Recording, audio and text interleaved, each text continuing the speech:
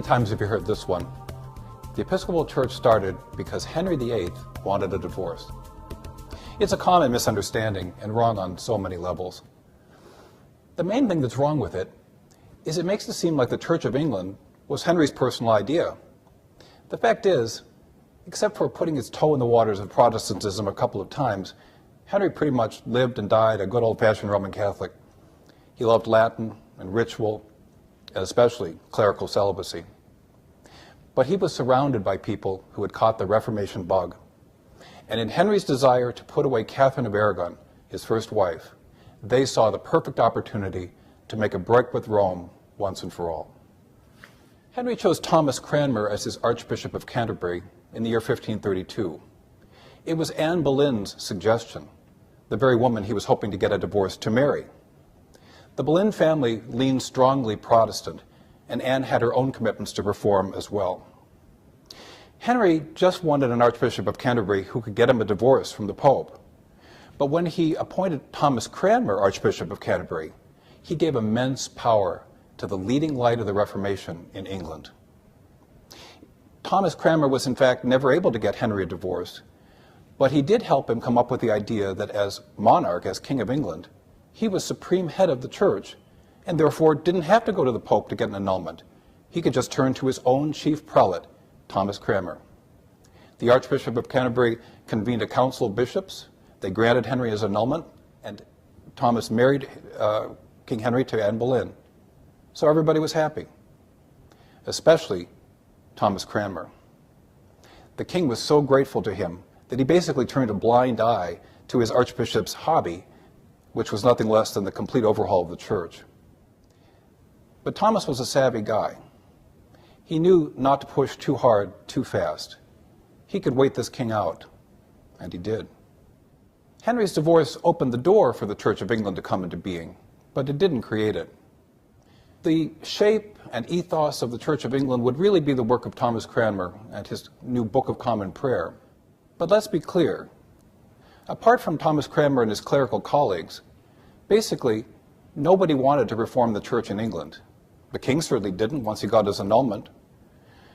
And the average English person still loved the rites and rituals of the Roman Catholic Church. Today we celebrate the fact that Thomas Cranmer took the formerly cloistered prayer services of the monastery and made them accessible to everyone by combining the divine offices into morning and evening prayer and translating them and the Mass from Latin into English. But the fact is, only 3 to 4% of the English population could read. So who was this Book of Common Prayer really for?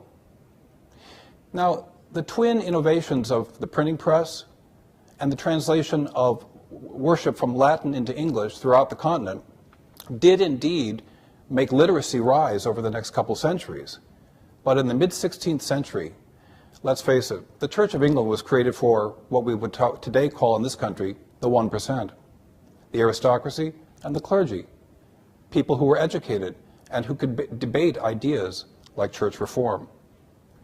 For the average English working class person, there was only loss as the church they had loved so well disappeared.